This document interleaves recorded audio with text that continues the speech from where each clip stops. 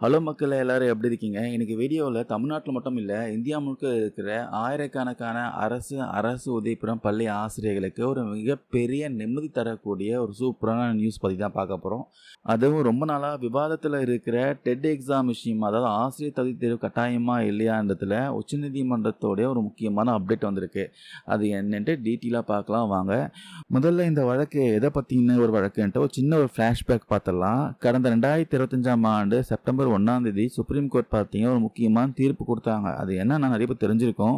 First ஸ்டாண்டர்ட்லேருந்து 8th standard வரைக்கும் வேலை பார்க்குற ஆசிரியர்கள்லாம் கண்டிப்பாக டெட் எக்ஸாமில் பாஸ் பண்ணியிருக்கணும்னு சொல்லிட்டாங்க.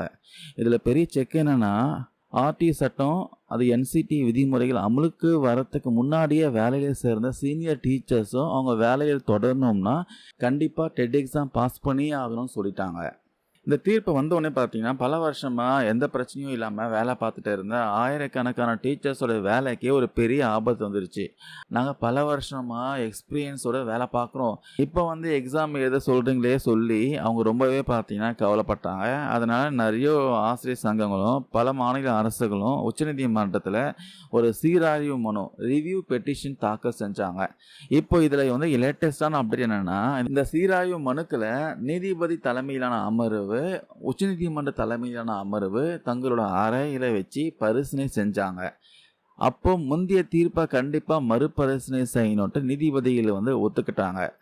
அதனால் இந்த சீராய்வு மனுவை கோர்ட்டு அக்செப்ட் பண்ணிட்டாங்க. இனிமேல் இந்த விவகாரத்தை வரக்கூடிய மே 13ஆம் தேதி திறந்த நீதிமன்றத்தில் ஓப்பன் கோர்ட் விசாரிக்க போகிறாங்களாம் அப்படின்னு உச்சநீதிமன்றம் அதிரடியாக அனௌன்ஸ் பண்ணிட்டாங்க. இதனால் கவனிக்க வேண்டிய ஒரு முக்கியமான விஷயம் என்னென்னா, பொதுவாக இந்த மாதிரி சீராய்வு மனுக்கள் நீதிபதிகள் பார்த்தீங்கன்னா அவங்க அறையிலேயே விசாரித்து பெரும்பாலும் தள்ளுபடி செஞ்சுட்டாங்க. ஆனால் இந்த கேஸ் பார்த்தீங்கன்னா ஓப்பன் கோர்ட்டுக்கு மாற்றிருக்காங்க.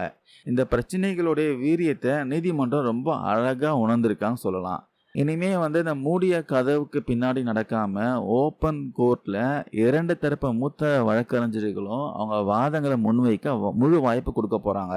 குறிப்பாக டீச்சர்ஸ் தரப்பில் ஆர்டி சட்டம் பற்றியும் இத்தனை வருஷமாக வேலை பார்க்குற ஆசிரியர்களுடைய அரசியல் சாசன உரிமைகள் பற்றியும் ரொம்ப ஸ்ட்ராங்காக வாதாட போகிறாங்க.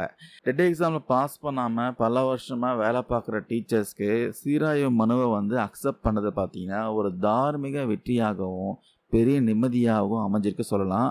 இருந்தாலும் அந்த வாய் சொல்லா அந்த தகவல் பார்த்தீங்கன்னா சுப்ரீம் கோர்ட் வெப்சைட்டில் எழுத்துப்பூர்வமான அதிகாரப்பூர்வ உத்தரவாக வந்தாதான் சீராய்வுக்கான காரணங்கள் என்ன, ஓப்பன் கோர்ட் விசாரணைக்கான நிபந்தனைகள் என்னன்னு முழுசாக தெளிவாக கிடைக்கும். அதுக்காக தான் பார்த்தீங்கன்னா இப்போ எல்லாரும் காத்துட்டு இருக்காங்க. ஸோ மே 13ஆம் தேதி நடக்க போகிற இந்த இறுதி போரில் செப்டம்பர் 1ஆம் தேதி வந்த தீர்ப்பு மாறுமா இல்லை முழுசாக ரத்து செய்வாங்களான்னு பொறுத்துன்னு தான் பார்க்கணும். ஸோ மக்களே, உங்களுடைய கருத்துக்கள் என்ன? பல வருஷமாக பாடம் நடத்துகிற எக்ஸ்பீரியன்ஸ் இருக்கிற சீனியர் டீச்சர்ஸ் திரும்பவும் இப்போ உட்காந்து டெட் எக்ஸாம் எழுதுறது கட்டாயம் சொல்கிறது சரியா இல்லையா? உங்களுடைய ஆழமான கருத்துக்களை கீழே கமெண்ட்ஸில் பதிவு பண்ணுங்கள். தேங்க்யூ நண்பா நண்பீஸ்.